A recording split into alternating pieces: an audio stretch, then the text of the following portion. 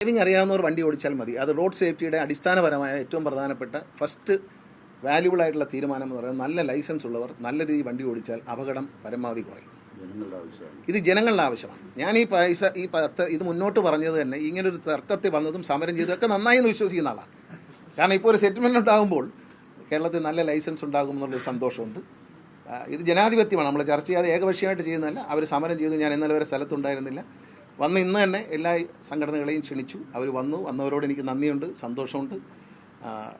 തീർച്ചയായിട്ടും നല്ല ലൈസൻസ് ഉണ്ടാവട്ടെ, നല്ല അപകടങ്ങൾ കുറയട്ടെ. കേരളത്തിലെ ലൈസൻസ് എന്ന് പറഞ്ഞാൽ ഇന്ത്യയിലെ ഏറ്റവും മൂല്യമുള്ള ലൈസൻസ്. ഞാൻ പറയാറുണ്ട്, ഇപ്പോൾ കേരള യൂണിവേഴ്സിറ്റിയിൽ നിന്ന് ഒരു ഡിഗ്രി എടുത്താൽ അതിന് വേറെ പല യൂണിവേഴ്സിറ്റികളെക്കാളും വിലയുണ്ട് എന്ന് പറയുന്ന പോലെ കേരളത്തിലെ ലൈസൻസ് ഉണ്ട് എന്ന് പറഞ്ഞാൽ അത് ഇൻ്റർനാഷണലി ഒരു ലൈസൻസിന് പോകാൻ പറ്റുന്ന തരത്തിലുള്ള സ്റ്റാൻഡേർഡുള്ള ലൈസൻസ് ഹോൾഡേഴ്സായി മാറട്ടെ.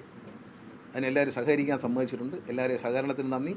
അതിൽ ഒരു വലിയ പ്രശ്നമല്ലായിരുന്നു, എന്നാലും അത് തീർന്നു. എങ്കിലും നല്ല ലൈസൻസ് ഉണ്ടാകുമല്ലോ ഉള്ള സന്തോഷം. മാധ്യമങ്ങൾക്ക് നന്ദിയുണ്ട്.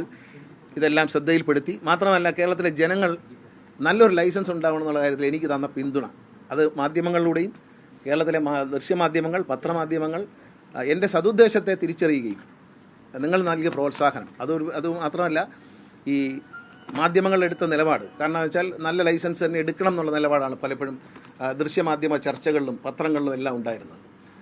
അത് സോഷ്യൽ മീഡിയയിലൂടെയും ഇതിന് വലിയൊരു സപ്പോർട്ടാണ് തന്നത്. കാരണം നല്ലൊരു ലൈസൻസ് ഉണ്ടാവണം, അപകടങ്ങൾ കുറയ്ക്കണം എന്നുള്ള നിലപാടിനെ അനുകൂലിച്ചു. ഇപ്പോൾ ഡ്രൈവിംഗ് സ്കൂളിലെ സംഘടനകളും ആ നിലപാട് അവർക്കും ബോധ്യപ്പെട്ടു, അവരും അത് അംഗീകരിക്കുന്നു. നമുക്കെല്ലാവർക്കും ഒരുമിച്ച് ഒരു നല്ല നാളേക്ക് വേണ്ടി നമുക്ക് മുന്നോട്ട് പോകാം. നല്ല റിസൾട്ട് തന്നെയായിരിക്കും, ഒരു സംശയവും വേണ്ട. കാലാകാലങ്ങളായിട്ട് പലതവർക്ക് പല ഘട്ടങ്ങളിൽ ആവശ്യം ഉയർന്നു വന്നിട്ടുള്ളതാണ്. ഏകീകരിച്ചൊരു ഫീസ് വേണം. അതപ്പോൾ KSRTC നിശ്ചയിക്കാൻ പോകുന്ന, കാരണം ഒരു സർക്കാർ സ്ഥാപനം നിശ്ചയിക്കുന്ന ഫീസ് ആയിരിക്കുമല്ലോ കുറച്ചുകൂടി മെച്ചപ്പെട്ട, അപ്പോൾ അത് നിശ്ചയിക്കാൻ പോകുന്ന ഫീസ് ആയിരിക്കും മറ്റുള്ളവർ? അല്ലല്ല, ഒരു പഠനം നടത്താൻ കമ്മിറ്റി വയ്ക്കുകയാണ്. KSRTC തീരുമാനിക്കുന്ന KSRTCക്ക് നമ്മളിപ്പോൾ ജീവനക്കാരെ വെളിയിൽ നിന്ന് എടുക്കേണ്ട കാര്യമില്ല. ഞങ്ങൾക്ക് തന്നെ ഡ്രൈവിംഗ് പഠിപ്പിക്കാൻ അറിയാവുന്ന, ഡ്രൈവിംഗ് എക്സ്പീരിയൻസ് ഉള്ള ഒരുപാട് ആൾക്കാരുണ്ട്. അവരെ ഞങ്ങൾ അവിടെ റിക്രൂട്ട് ചെയ്യണം. നമ്മുടെ ഓഫീസിൽ നിന്ന് അങ്ങോട്ട് ഈ ഓഫീസിൽ നിന്ന് മറ്റേ ഓഫീസിലേക്ക് ഷിഫ്റ്റ് ചെയ്യുന്നു എന്ന് മാത്രമേ ഉള്ളൂ.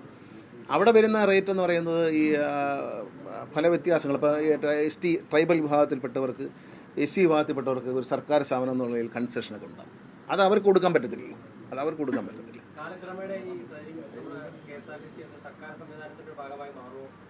ഇല്ല, നമ്മൾ വേറൊരു ഇതായിട്ടാണ് തുടങ്ങുന്നത്. KSRTCയുടെ വേറൊരു ബ്രാഞ്ചായിട്ടാണ്. ഇപ്പോൾ KSRTC കൊറിയർ തുടങ്ങിയതുപോലെ KSRTC അത് വേറൊരു സെക്ഷനായിട്ടായിരിക്കും നടത്തുന്നത്. അവിടെ അധികം ആളുണ്ടാവില്ല. അവിടെ സ്വന്തമായിട്ട് കാറുണ്ടാവും, മോട്ടോർ സൈക്കിൾ ഉണ്ടാവും, പിന്നെ കമ്പ്യൂട്ടറൈസ് സംവിധാനം ഉണ്ടാവും പഠിക്കാൻ.